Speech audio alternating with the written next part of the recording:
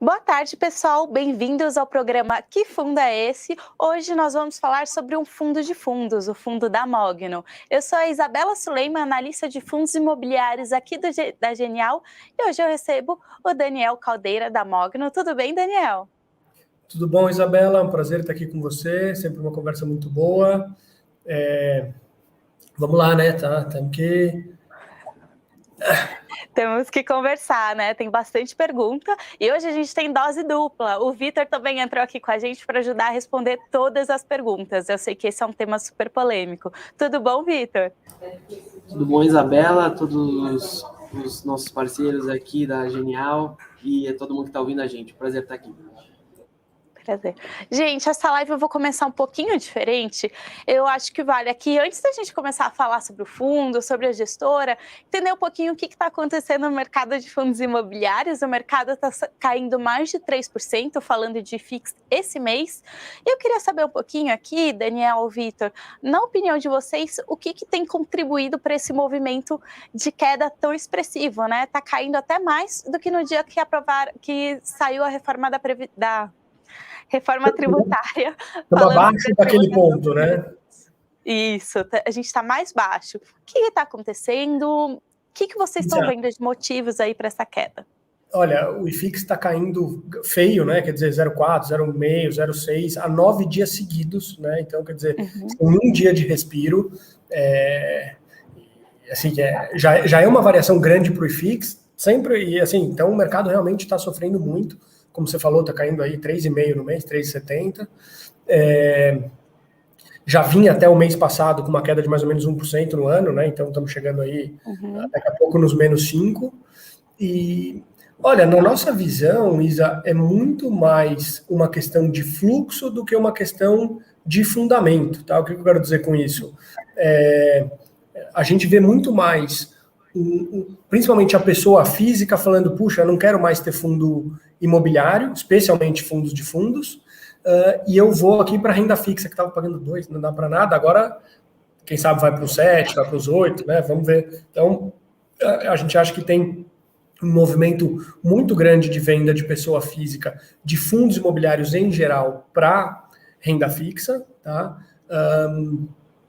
O que é basicamente, na nossa visão, uma consequência desse movimento de alta de juros. De 15 meses para cá, você tem outros fatores aí que agravaram essa conjuntura toda, por exemplo, a dúvida com relação aos escritórios, quanto vai ter home office, quanto não vai ter, o shopping center se vai voltar, se não vai voltar, e para a gente esses assuntos são meio superados, né? Quer dizer, tem fundos específicos, lajes específicas e shoppings, talvez um ou outro, que vão ter problema assim e dificilmente vão se recuperar no curto prazo. Mas de maneira geral, não é o que a gente vê no cenário e, principalmente nos corporativos, não é o que se reflete na realidade, né? Quer dizer, se você pegar o dividendo do HGRE, o dividendo do BC Fund, o dividendo de diversos fundos corporativos que caíram 20%, 30%, 40%, o dividendo ficou igual que era pré-pandemia, subiu um pouquinho, né? Quer dizer, no caso de shoppings é evidente que é diferente, né? A gente passou por um momento de shoppings fechados e tal, os dividendos caíram muito, alguns fundos recuperaram mais rápido do que outros. Nosso portfólio especificamente tinha 3 dos 4 que mais rapidamente se recuperaram. Agora, pega, por exemplo, o LASC, que a gente tem no portfólio, né? Está com venda já muito acima de 2019. Né? Daqui a pouco isso vira resultado, isso vira dividendo. Então, quando a gente olha o fundamento dos ativos, o fundamento das coisas que a gente tem na carteira, a gente fica muito tranquilo. Né? Então a gente entende que é muito mais essa questão das pessoas realmente vendendo e buscando outras classes de ativos. E quando a gente fala entre classes de ativos, você tem um movimento claro, né, no primeiro momento de pandemia para logística e CRI, e agora para CRI. Né? Então são os fundos que estão aí segurando melhor. No começo do ano a gente teve uma correção aí nos últimos meses forte de logística, né? Eles vinham muitos fundos negociando a R$5 mil o metro, 4,5, isso deu uma corrigida. Então, a gente acha que é mais uma questão realmente de fluxo do que ter um problema com a classe de ativo ou com os fundos especificamente. A gente tomou um susto em julho, né, a respeito da possibilidade de tributação. Para a gente, no final, apesar do estresse todo, acabou sendo positivo, tá? Porque a gente entrou no mês com uma posição de caixa, então a gente conseguiu aproveitar aquele momento, e o que nos surpreendeu muito, assim, a gente, desde o primeiro momento, falou, acho difícil essa parte da reforma passar, mas o que nos surpreendeu realmente bastante foi a velocidade com que isso caiu, né? Se não me engano, foram 18 dias que o Sabino falou, não, gente, espera, fundo imobiliário tá fora, sumiu, né? Isso para a gente, além da gente ter caixa para aproveitar aquele momento, isso para a gente é um sinal bom, porque a gente, assim, foi tão rápido, foi tão contundente a retirada do fundo imobiliário dessa pauta, que a gente entende que esse assunto a gente ganhou pelo menos alguns anos de folga, né? Se é que ele volta para a pauta. Então, assim, um pouquinho isso, mas você posso me alongar aqui um pouquinho? Pode, claro. Não, temos que responder as perguntas, né?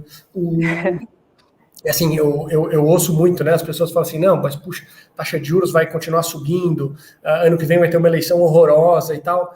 Olha, Isa, eu tenho uma visão um pouco diferente, tá? Assim, a taxa de juros, todo mundo sabe que vai chegar em 6, 7, 8. Vocês esquecem, né? Vai chegar em 7, 8. Então isso está no preço, né? Ninguém está esperando ir de 5 para 8 para falar, nossa, a taxa de juros vai subir até 8. Tá?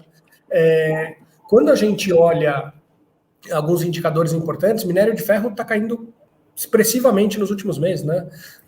Soja passou de 1.500 e tanto em Chicago para 1.200 e tanto, milho está caindo, quer dizer, você tem sinais aí de vários lugares que eu não sei se essa inflação se mantém como ela vem vindo, né? Bem ou mal, aqui a gente tem um desemprego enorme, a gente tem uma economia que não está bombando, não é? A impressão que eu tenho, quando eu olho os dados, é que a gente vai ver, principalmente no último trimestre, uma queda de inflação muito rápida, né? Por hipótese, vamos dizer que a gente tenha um IPCA nos últimos 3 meses do ano de 1,5%, e aí você tira o último trimestre do ano passado, que foi de 3,80%, esse IPCA vai no período de 12 meses de 9 para 6,70 em 1 minuto, né? E ano que vem é ano de eleição, ninguém gosta de subjuros em ano de eleição, tomar pressão, né? Eu vejo um cenário aqui que esse juros ele chega lá nos 7,5, 8, alguma coisa, e ele começa a cair rápido. Tá? E a hora que as pessoas veem isso, eu imagino que vai ter uma reação muito rápida. Além disso, essa eleição, para mim, eu estou achando ótimo, porque, na minha visão, os piores cenários estão precificados. Lula ganhar, Bolsonaro ganhar, acho ruim, então pior que isso não fica. Né? Quem vai aparecer que é pior que esses dois? Com chance de ganhar. Então, para mim, os dois estão no preço. Se aparecer uma terceira via, a gente fala, puta, esse cara é melhor que esses dois aqui, é para cima, né? Então, eu não enxergo esse cenário de fim do mundo aí, que muita gente está falando, nossa, no que vem vai ser horroroso e tal. Sim. Vitor, você tem alguma coisa para complementar antes que eu faça algumas pontuações aqui? A gente tem uma visão bem alinhada aqui na Mogno e realmente, só para complementar, mas é a mesma linha de raciocínio, até uma dica para o pessoal dos investidores de varejo. Lembrar que quando você compra, a gente está vendo muito que o juro curto está muito gordo, né? Só que o juro curto você vai travar essa rentabilidade por 1 ano, 2 anos ali. E no fundo imobiliário você está comprando uma perpetuidade, o imóvel que vai te gerar renda ali, se ele for um bom imóvel, tiver demanda por aquela área, por aquele tipo de ativo, por muitos e muitos anos. Então, se você compra um título aí de 1, 2 anos que vai te pagar 8, 9, acabou esse 1, 2 anos, vai ter que reinvestir, sendo que pode ser que os juros volte para uns patamares mais normalizados que a gente via antes. Enquanto que no imóvel, não, você compra hoje ali, tem fundo corporativo pagando 8, 9% de yield com um excelente padrão de construção, localização central, e o imóvel, enquanto tiver ocupação, você gasta um pouco ali com depreciação, manutenção, mas é pequeno, né? A gente sabe que lida com ramo. Você estava falando de 8, 9% por muitos e muitos anos, não para sempre, a própria perpetuidade que a gente fala aqui, a expressão. Então, mais um ponto aí dessa discussão de entender o juro longo, o juro curto e toda a estrutura de juros quando for fazer a sua alocação de investimentos. Perfeito. Eu vejo, até complementando aqui, eu vejo que como 70% praticamente da custódia está em mão de pessoas físicas, eles demoram um pouco mais para tomar a posição, tá? Então é um pouco o que eu sinto, até por demanda aqui que eu acabo recebendo de clientes que me acessam, de assessores, eles esperam o juros subir, a gente já sabe há mais de um mês que os juros ia subir 1%, com perspectiva de mais 1% por próximo. Daí espera vir o Copom, espera aumentar a Selic em 1%, daí fala assim, então, o que eu faço agora que o juro subiu? Gente, essa decisão você tinha que ter tomado lá atrás, a gente já sabia, já está no preço. Aí você vai vender hoje com prejuízo essa posição, uma posição que está te dando 9%, 10% de dividend yield ao ano, mais a valorização da cota, porque já está super barato, tá? Eu vejo fundo imobiliário hoje baratíssimo, óbvio, pode ter uma volatilidade ali, aquela pessoa que não está preparada para essa volatilidade realmente não vai aguentar, então ainda vejo uma pressão vendedora, como o Daniel comentou aqui, então são aquelas pessoas que foram para os fundos imobiliários porque pagava mais do que a renda fixa e achava que fundo imobiliário era uma renda fixa. Fundo imobiliário não é renda fixa, é renda variável, a gente negociado em home broker, tem preço, a cada segundo tem preço ali quando o mercado está aberto, então vai variar, né? O que a gente tem que pensar assim que ele é um instrumento de renda, e aí você foca nos dividendos, tá? E não se apega tanto no valor patrimonial, no valor da cota, tá? A cota de mercado. O valor patrimonial ali praticamente não teve, do tijolo, né? Praticamente não teve nenhuma mudança, assim. Um shopping ou outro ali, por uma premissa de fluxo de caixa descontado, teve uma desvalorização de 5% no valor da cota, que foi o que eu vi, mas super pontual e super previsível. Eu acredito que isso reverte, até melhora na próxima reavaliação. Então, o que eu vejo, gente, não é momento de panicar, tem que entender por que você está investindo no imóvel, você não vai vender a sua casa que você comprou por 100, por 80, só porque alguém falou que vale R$80 a sua casa, tá? Então, me permite só contar uma historinha? Claro. Um tempo atrás, um amigo meu me ligou e falou, olha, você pode receber um amigo meu que está muito preocupado? E falei, claro, tal, o que aconteceu? E aí a pessoa veio aqui no escritório e falou, olha, eu recebi aqui uns fundos imobiliários, uma questão de família, tal, o sujeito recebeu uns fundos imobiliários, e era um fundo de shopping e um fundo de escritório, 2 fundos muito bons, com ativos muito bons. Ele falou, porra, meu pai me deu 1 milhão, tá valendo 900 mil, né? Tô desesperado. E eu falei, não, mas calma. O que aconteceu com o dividendo dos fundos? Não, estão recebendo, tudo bem. Eu falei, olha, dentro desse fundo tem o prédio A, B e C, e dentro desse outro tem o shopping A, B e C. Se você tivesse uma parte desses prédios e desses shoppings, você estaria nervoso? O cara me olhou como se eu fosse louco. Falou, como assim estaria nervoso? O shopping tá lá, o prédio tá lá, tá pagando aluguel, por que eu estaria nervoso? Né? É exatamente isso. Então, realmente, você tem que ter frieza para entender essa situação. Isa, a última vez que eu vi um desconto tão grande nos fundos, eu arrisco dizer que foi ali final de 2015 e começo de 2016. Com um agravante que o momento que a gente está agora, a gente está vendo uma inflação de custo de construção que estourou, né? Então, a hora que a gente vê um fundo imobiliário negociando, pode ser 9, 10, 11, 12 mil reais o metro quadrado, e a gente sabe que o custo de reposição daquele ativo é 2 vezes e meia esse valor, assim, gente, ou o custo de reposição tem que cair drasticamente, que não acho que a gente vai ter uma deflação, ou esses preços têm que se ajustar. Completando, acho que esse é um excelente ponto do lastro, né? O lastro, a gente está muito acostumado a ver preço de cota, preço de yield, né? Esquece que tem um imóvel, um lastro que custa fazer, tá numa área que às vezes nem dá para repor, mas vou fugir dessa linha para voltar para hoje. Como o Daniel colocou, esse último STS 2015 estava vendo juros reais longos de 8%. 8% mais inflação por 30 anos. E sofrendo estresse parecido com o atual. Hoje você está falando de juros longos de 4%, 5%, e você está vendo o IFIX entregando 8%, alguns segmentos até mais, 9%, 10%, mais a inflação, que a gente está vendo agora. A gente acompanha os imóveis, negociações renovatórias, estão entregando inflação. Até o IGPM veio tão forte que, né, o IPCA na casa de 8%, o IGPM na casa de 30%, foi conseguido até a gente disse que o IGPM fugiu da inflação percebida, né? O custo de ninguém aqui aumentou 30% nos últimos 12 meses, né? Está muito mais que o IPCA, Mas como o seu contrato é IGPM, muitos proprietários conseguiram, olha, eu devia te cobrar 30. Como eu sou bonzinho em IPCA foi 8, eu vou te cobrar só 15. E tem muito cara aceitando isso, principalmente em ativos o quê? Muito bem localizados, bem construídos, que sempre vão ter a demanda da ocupação que já tem hoje. Exato. Poxa, e hoje ainda você negocia assim, você fala, olha, devia ser 30 o meu reajuste, eu vou reajustar 15, mas eu vou aumentar a multa lá no final, tá bom? O contrato fica mais sólido, o contrato. alonga o contrato, e o dono do prédio já sabia que ele não ia repassar 30, ninguém sonha que vai repassar 30, a não ser que você esteja alugado completamente fora do preço, né?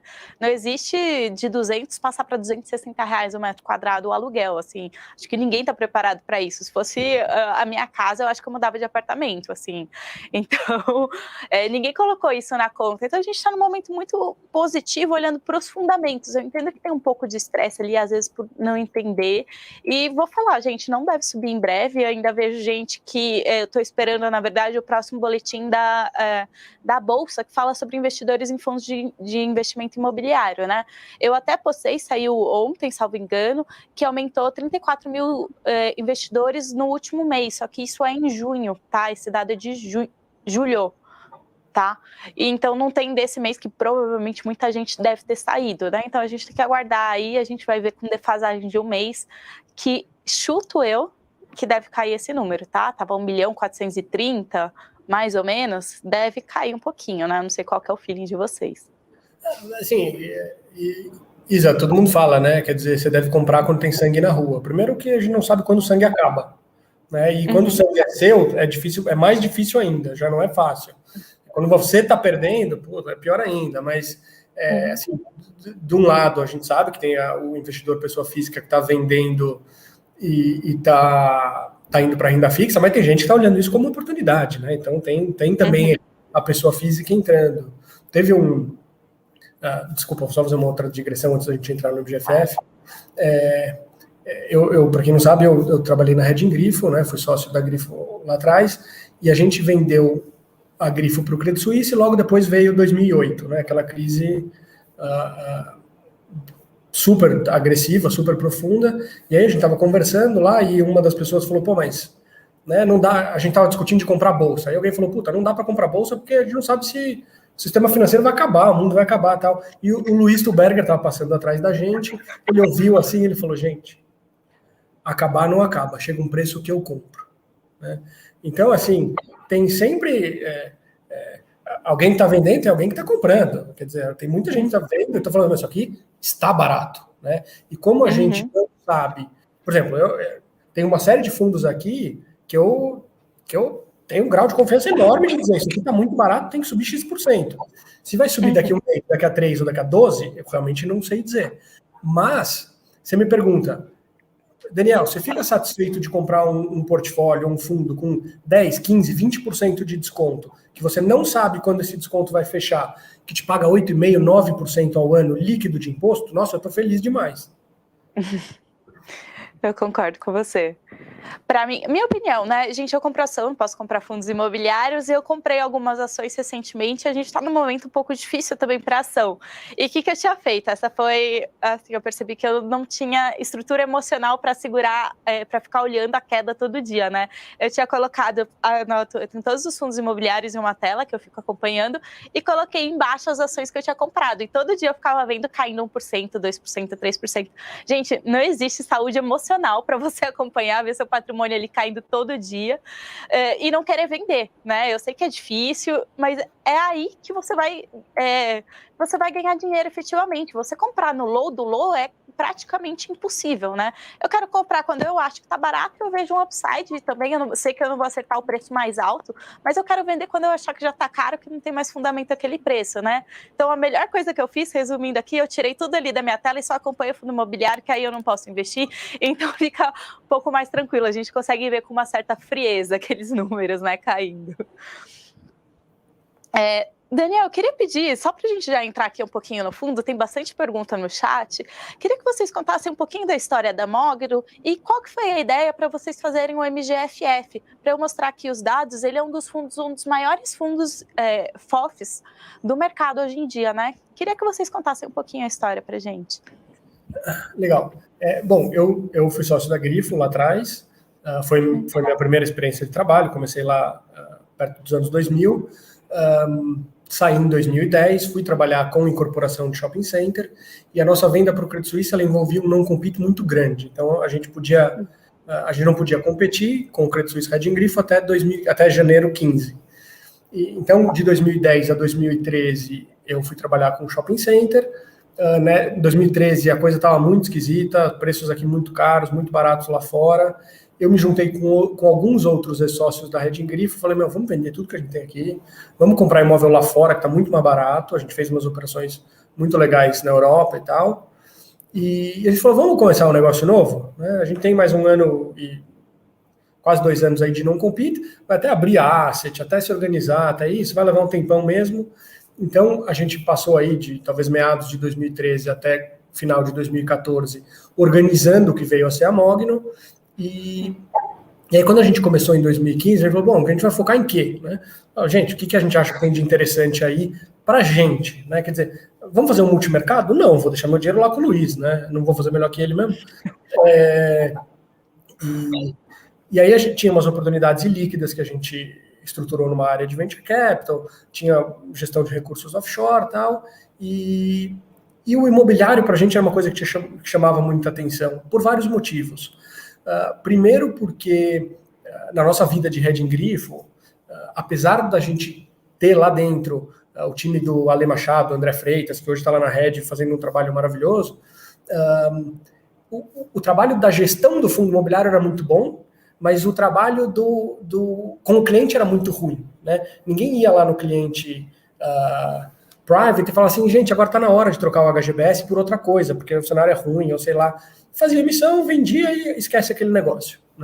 Além disso, a gente via muito cliente com imóvel que tomava um super cuidado com o dinheiro e nem olhava o imóvel. Falava, não, mas peraí, meu fundo rendeu 123 do CDI, o do meu primo rendeu 126.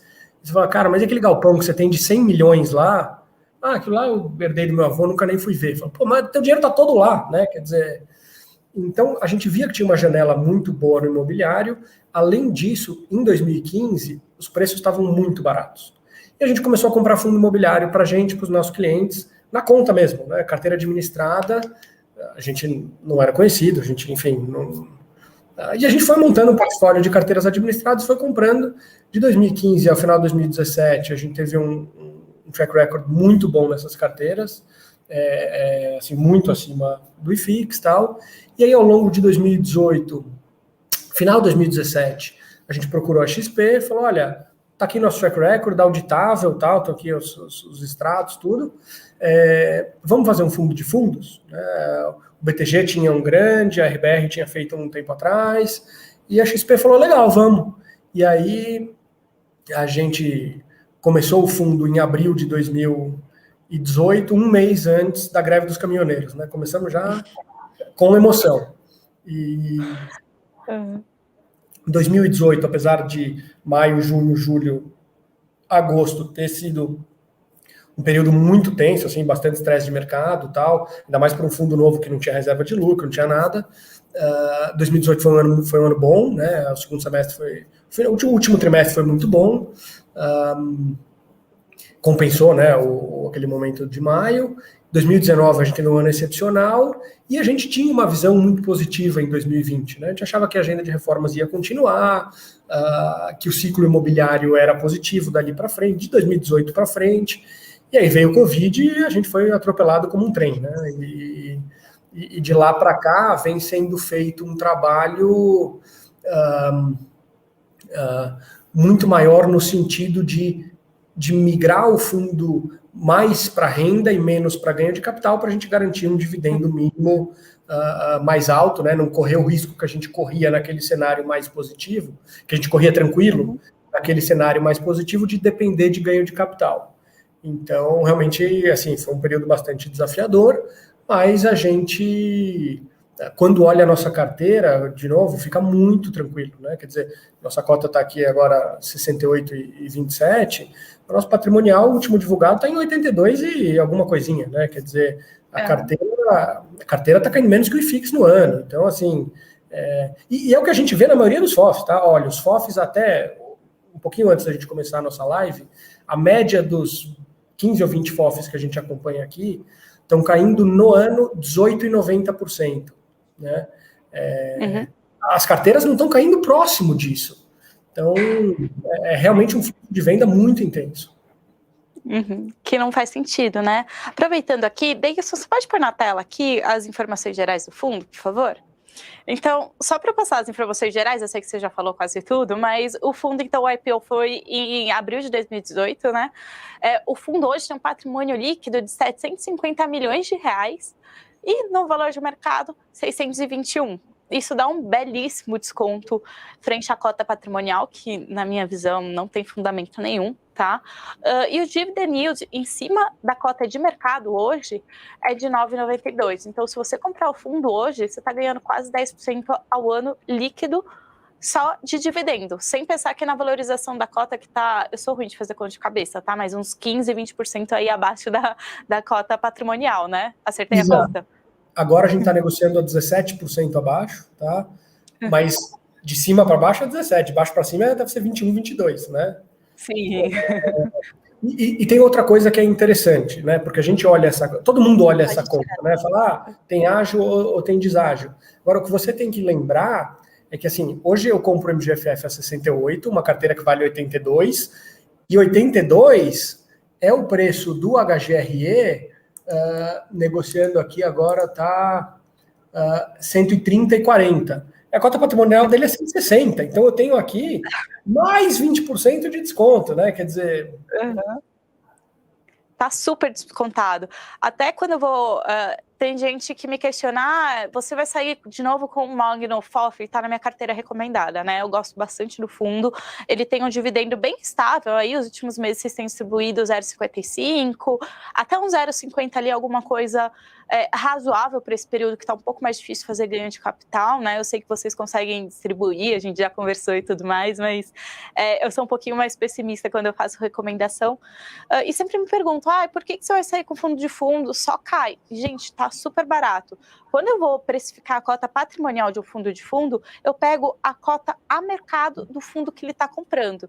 E se a gente pensar que a cota a mercado de todos os fundos, praticamente, estão com desconto, gente, eu estou comprando um negócio super barato, assim, dá 20%, 30% abaixo da patrimonial que deveria ser, né, da patrimonial estrela, né, que é a patrimonial ótima. Eu fiz economia, gente, então a gente sempre gosta de derivar e chegar Já tem uma coisa assim, no mercado financeiro a gente fala que a gente vai de gênio a burro, de burro a gênio, num espaço de tempo super rápido, né? A gente fez uma oferta em dezembro de 2019 de 300 milhões, que teve uma demanda de 12 bi, né? Naquela época, o IFIX negociava com ágio de 15%, né? E todo mundo falava, tudo bem, tá caro, mas o cenário é muito bom, mais isso, mais aquilo. Agora, que os fundos negociam com deságio equivalente, né? Você não fica com 15% de ágio e você não fica com 15% de deságio. Você vai de um para o outro, né? Então, alguma hora volta, a gente não sabe dizer quando é. Exato. Até ontem eu fiz uma live com o Rodolfo do Vamos Pra Bolsa e com a Denise no Instagram da Genial, e a gente estava falando exatamente isso, né? É normal o momento estar pessimista. E qual o problema do momento pessimista, fundo caindo, etc? A gente consegue comprar ativos muito baratos, né? O problema é quem quer investir olhando aqui 5 anos para frente, sendo que eu olhando 3 meses para trás está tudo negativo, e 3 meses para frente também eu não estou vendo nada, nenhuma notícia positiva. Eu vou colocar meu dinheiro, comprar um shopping, que eu vou comprar um cap, não vou lembrar de cabeça aqui, mas um cap de 5%, sendo que daqui 5 anos eu consigo vender ele num cap muito menor, né? Consigo comprar ele hoje num cap de 10 e vender ele depois num cap de 5, num cap muito menor.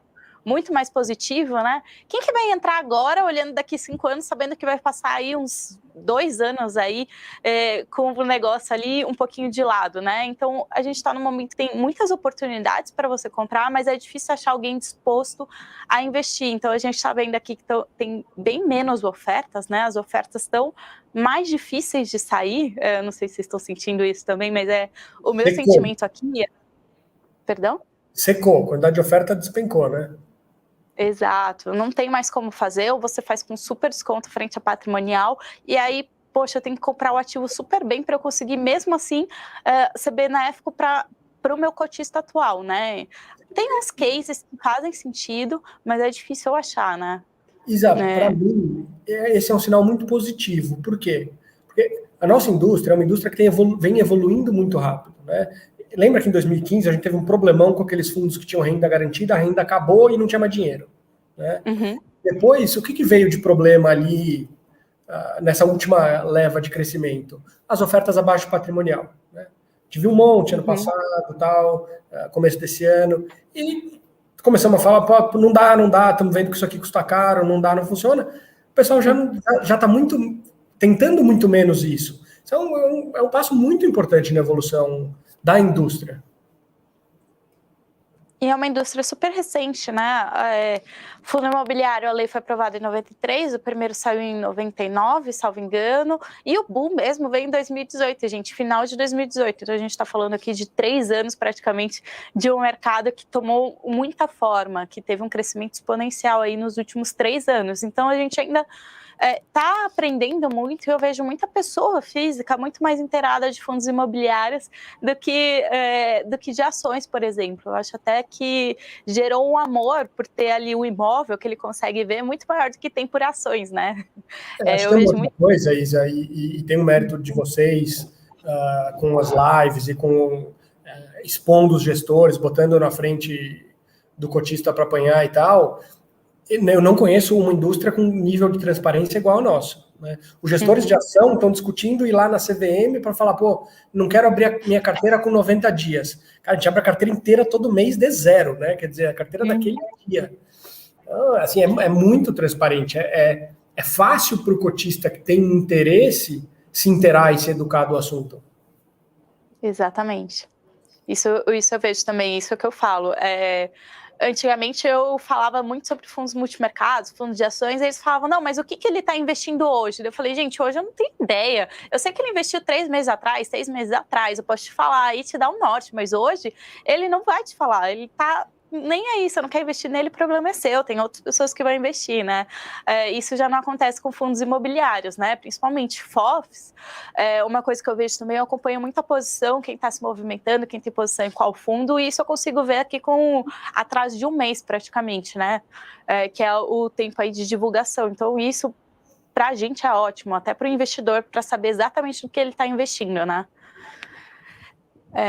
Pessoal, a gente está tendo bastante pergunta. Eu queria abrir aqui, essa live vai ser um pouco mais diferente, porque normalmente eu abro as principais posições, acabo perguntando, mas eu sei que esse assunto está super em alta, e as maiores posições de vocês eu também recomendo, então a gente tem aqui um alinhamento muito bom.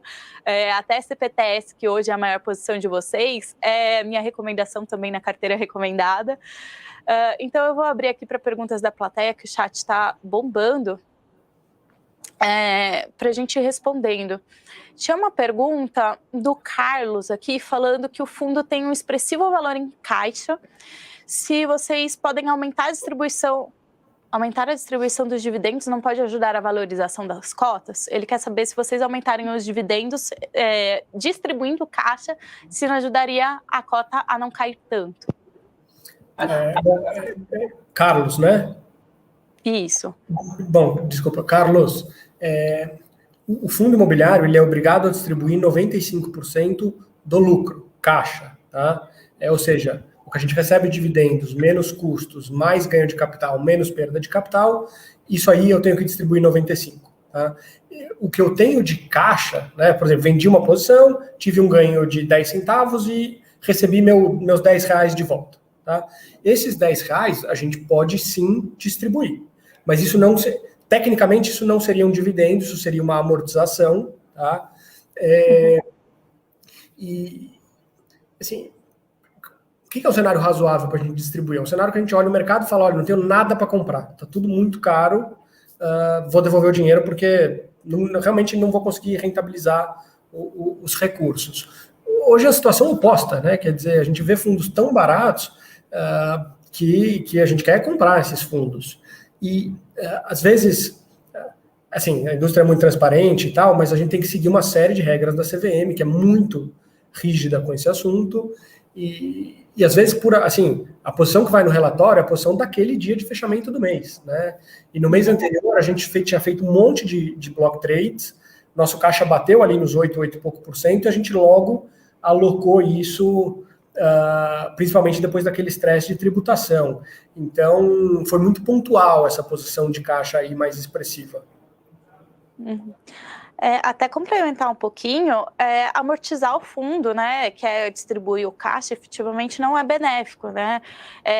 Um caso recente que aconteceu foi com o Quasar Agro, e eles amortizaram o fundo porque eles não conseguiram alocar, chamaram uma assembleia e falaram, gente, vocês já estão com dinheiro há mais de um ano, não lembro mais quanto tempo era, eu quero meu dinheiro de volta, se vocês não vão investir, me devolve que eu vou investir, né? Então, amortizar o fundo, distribuir caixa, não é benéfico, tá? Então, realmente, eu concordo aqui com a posição de vocês. A gente tem que distribuir o ganho de capital. Caixa a gente guarda e aloca. E sim, se vocês, que são gestores especialistas, não conseguem rentabilizar esse caixa, né? Aí sim faz sentido você amortizar, mas é extremamente maléfico para o fundo.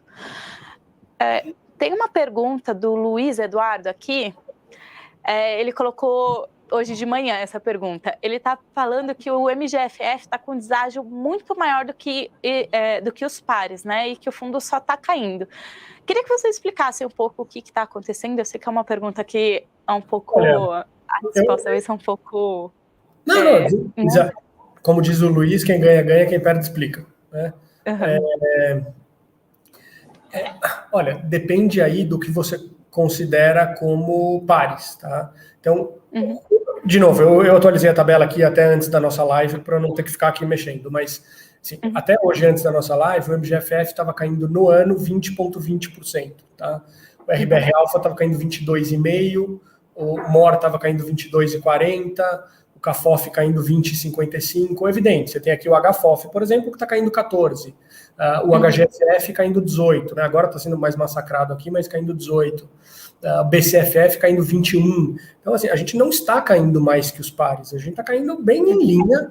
Quem, de fato, se destacou aqui esse ano, tem se destacado, é o XPFF, né, que está caindo aqui 12, 13%, e o CPFF, que está caindo bem menos que os outros, está caindo aqui 2%. Mas a gente tá bastante em linha. E apesar da gente estar caindo em linha com o mercado, hoje o nosso dividend yield do preço de tela é o quarto fundo de fundos com maior dividend yield, tá? Pegando aí o último dividendo do preço atual, 9,60, né?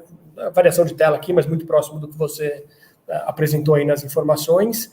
E a gente é um dos fundos com maior desconto com relação ao patrimonial, aí com 17%. Né? Então, a gente está caindo em linha com o mercado esse ano e pelas métricas que a gente acompanha, está mais barato que a maioria dos outros.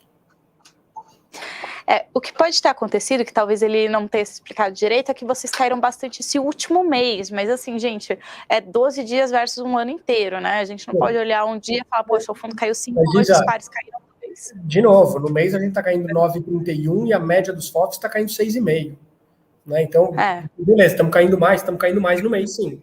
Mas não é que o resto está subindo 1 e a gente está caindo 9. Exato. O movimento é o mesmo, né? E é muito movimento de venda do ativo mesmo, né? Eu acho que vocês são hoje um dos maiores fundos. Somos o quarto não sei maior. Se em PL, né? Em número de cotistas. Número de cotistas vou ficar te devendo, mas eu arrisco dizer que deve ser entre 6 e 4. Esse número eu também vou ficar devendo. Eu tinha isso, mas eu não trouxe, infelizmente. Colar na minha mesa. Posso postar depois. Deixa eu achar aqui.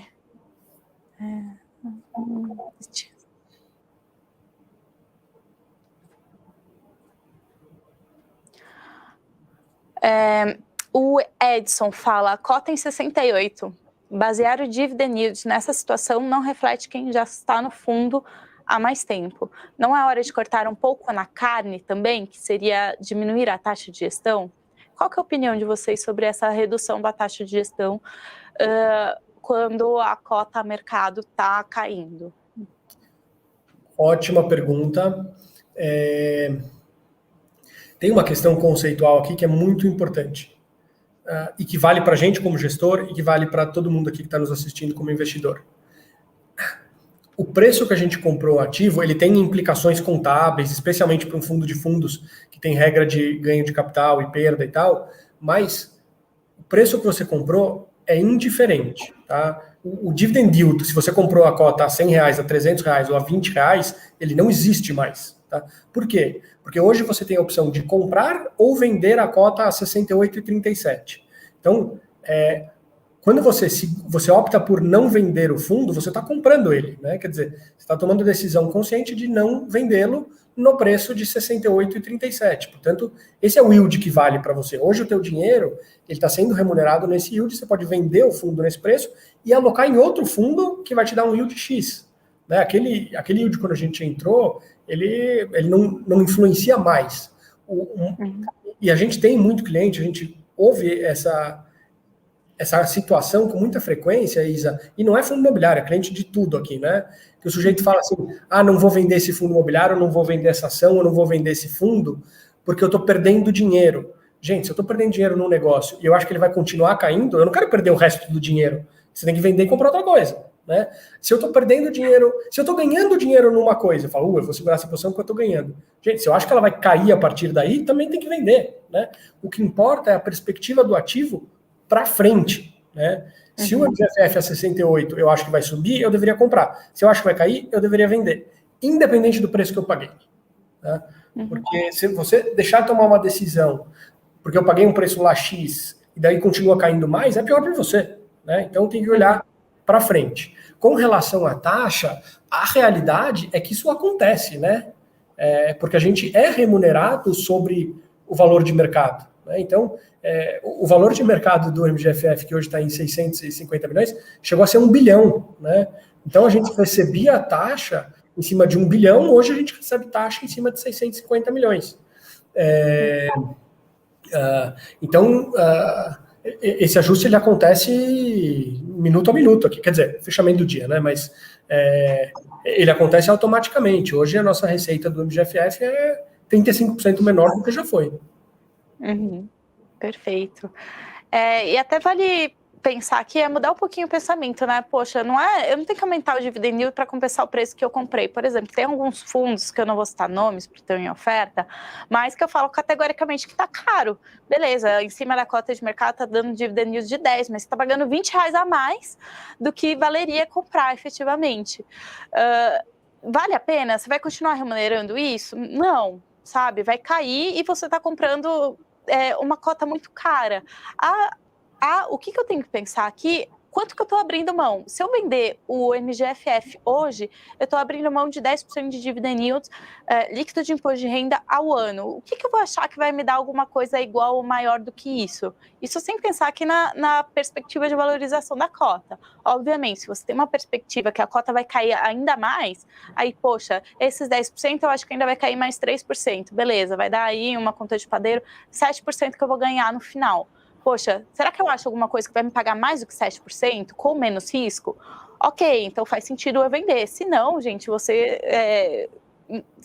faz sentido você vender só porque está caindo, deixar 10% na mesa ali e comprar uma renda fixa que te paga 8% ao ano, né? Eu acho que isso é uma coisa que a gente tem que fazer todos os dias, que não é feita. Não sei se vocês têm a mesma opinião.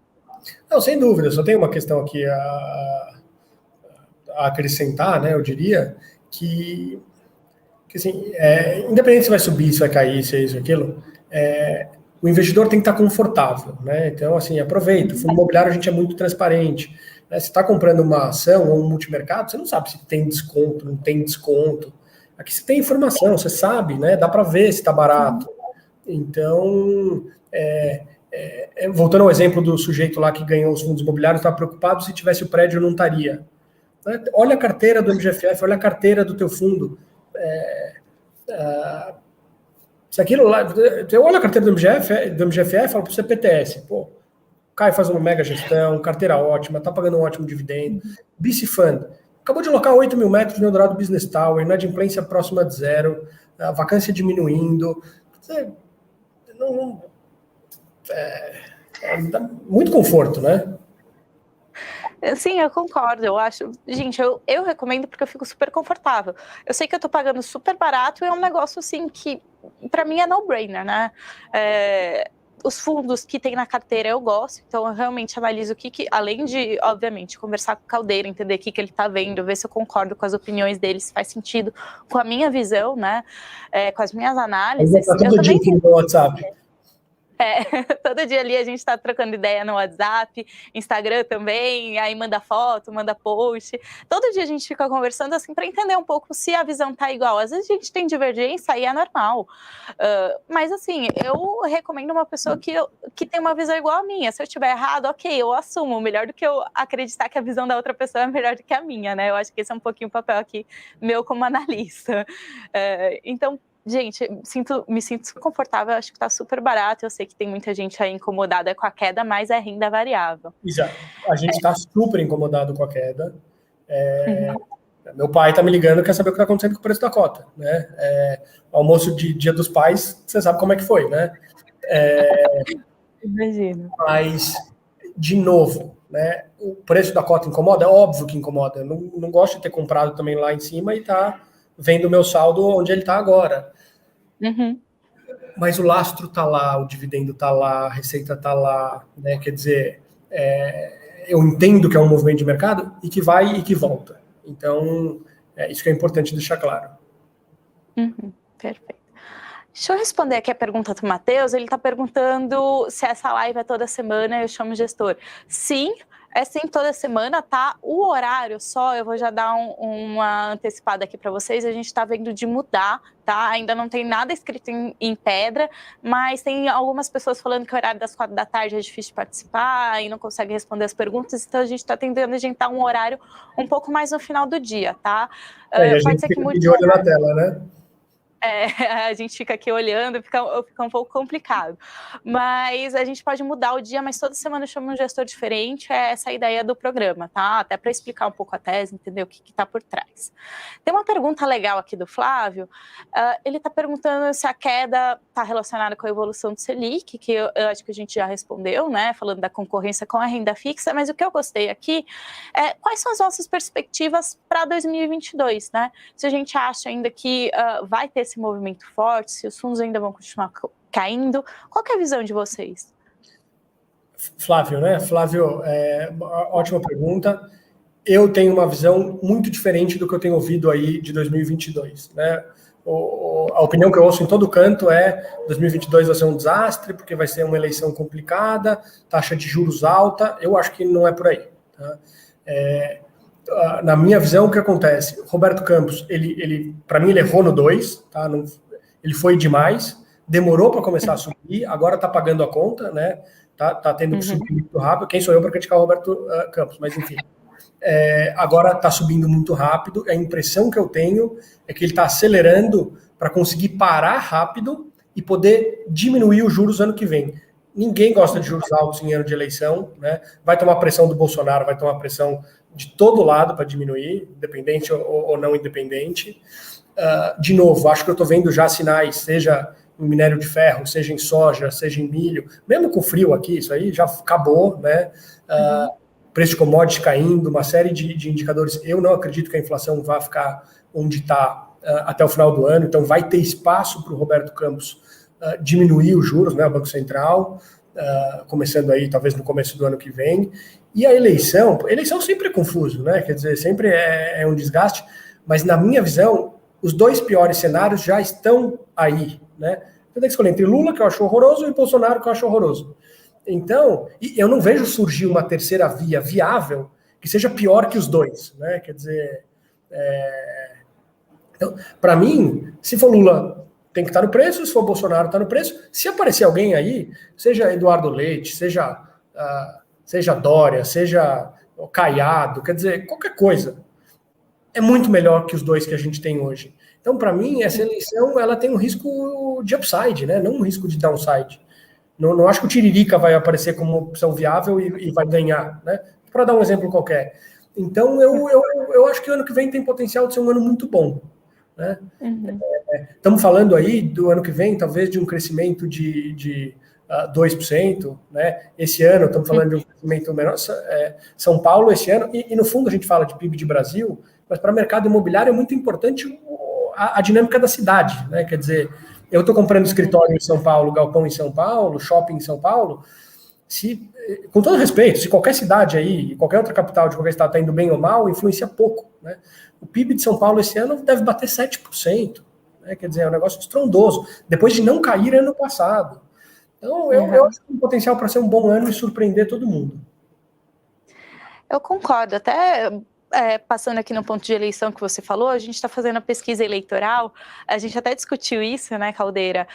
A gente está vendo aí um candidato na frente, ninguém gosta, etc. Mas o que a gente vê? Bolsonaro e Lula estão muito próximos, mas ainda tem muita gente que não votaria em nenhum dos dois, né? Então a gente vê um espaço bem grande para chegar um candidato e conseguir vencer ainda a eleição no ano que vem, né? E eu sei que esse tema é super polêmico, a gente não está falando que tal pessoa vai ganhar ou tal pessoa não vai ganhar, mas assim, se a eleição fosse hoje, qual seria o cenário, tá? E é uma amostra super diversificada, não é porta de cadeia, como muita gente fala, a gente até vê que os dados, quando a gente pega a amostragem, ela está tão diversificada que ela reflete muito a realidade da população brasileira, né? Um ponto que a gente fez foi o número de vacinados, né? Na nossa pesquisa eleitoral deu um número muito próximo do dado do governo, então a gente vê que a nossa amostra está super diversificada, super em linha, então pode ser aí que surja um terceiro candidato, ainda tem um ano praticamente para a eleição, então tem muita água para rolar, né? E vamos lembrar que em março de 2018 a gente não sabia quem ia concorrer, não tinha o cenário claro, né? A gente está aqui 6 meses antes disso, né? 7 meses antes disso no ano que vem. E assim, vocês fazem um trabalho super legal de pesquisa, acho ótimo e tal, mas assim, treino é treino, jogo é jogo, né? Quer dizer, hoje o Lula, em todas as pesquisas, está lá muito bem, mas o que vai acontecer com o Lula a hora que na campanha mesmo aparecer foto dele na cadeia, né? Fala, pô, você vai eleger um ex-presidiário, né? Quer dizer...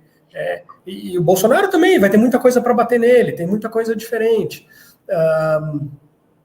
Então, assim, tem muita água para rolar, né? Acho que a gente, a partir do princípio que a eleição está definida agora,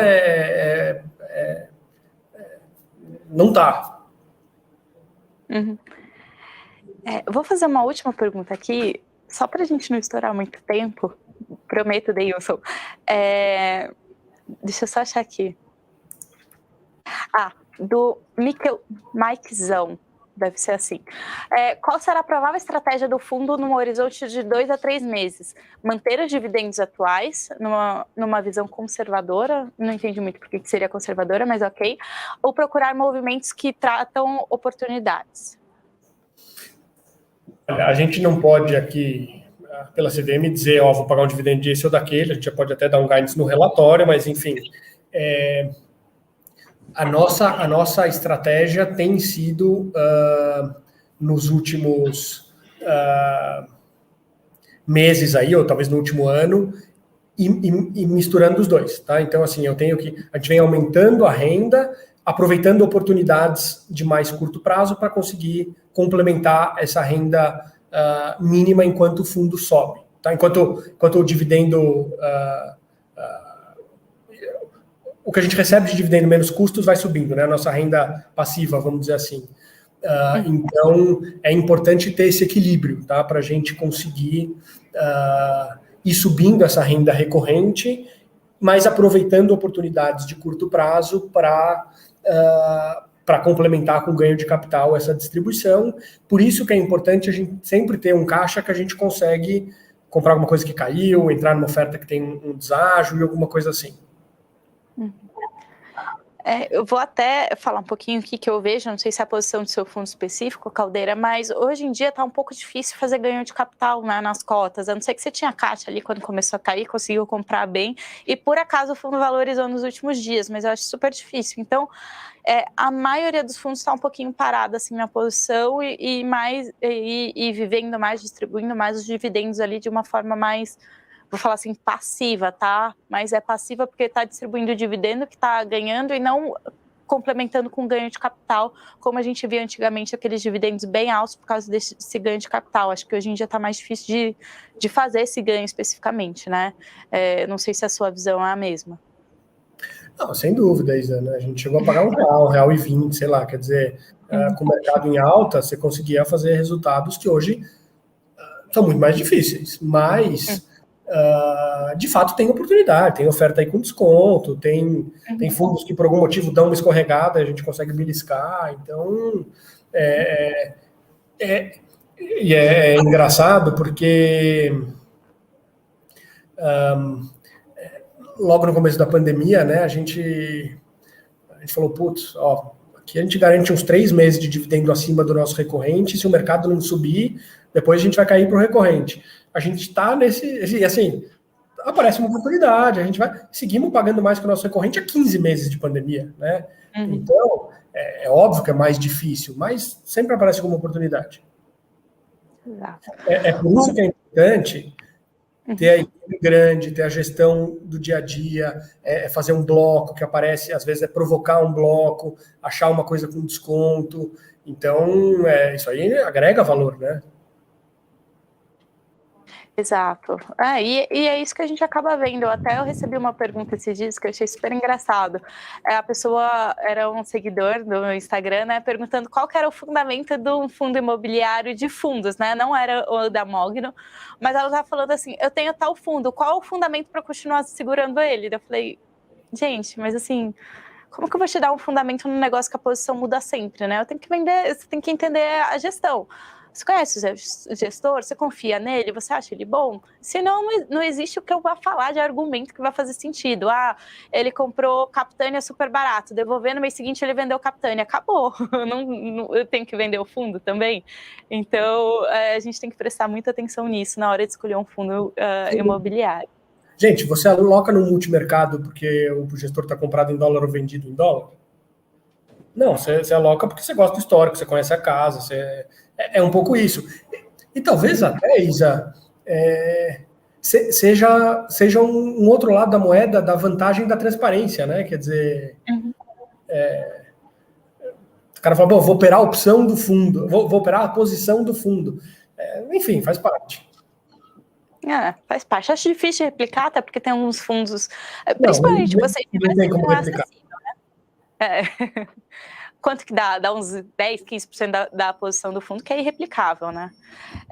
Bom, gente, eu queria agradecer muito, deu 1 hora aqui, o Deilson já tá me expulsando, mas eu acho que o papo foi muito bom, tinha bastante pergunta, eu acho que a maioria gira em torno de fundos imobiliários caindo, o que deve fazer. Essa foi uma live diferente, né? Até trouxe o Caldeira aqui, que é uma pessoa que a gente discute muito sobre fundos imobiliários todos os dias, então queria discutir um pouquinho com vocês, para vocês verem aí a nossa visão.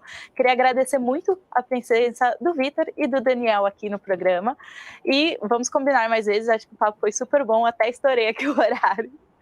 E obrigada também para você que assistiu, a gente teve uma boa audiência hoje, várias perguntas. Isa, obrigado pelo convite. Assim, estamos aqui no meio do dia e tal, mas assim, parte do nosso trabalho é falar com o cotista, falar aqui com os nossos parceiros, então estamos sempre à disposição. Quem tiver mais dúvidas, imagino que não tenha dado para responder todas, segue a Isa no Instagram, pode mandar para ela as perguntas, ela me manda, a gente vai respondendo aqui conforme a gente conseguir. E obrigado pela oportunidade de estar aqui. Isa, obrigado mais uma vez, sempre um prazer conversar aqui e nos vemos na próxima. Muito obrigada, gente. Quem quiser seguir lá no Instagram é Isa Analisa, eu respondo perguntas, tenho postado também, quando eu recebo muita pergunta de fundo, peço para o gestor fazer vídeo, tá? Então fiquem à vontade, às vezes eu também delego para os gestores me ajudarem a responder. É um bom canal de comunicação se eu não conseguir responder alguma pergunta aqui ou se está vendo depois. Gente, muito obrigada e até semana que vem no programa Que Fundo é Esse?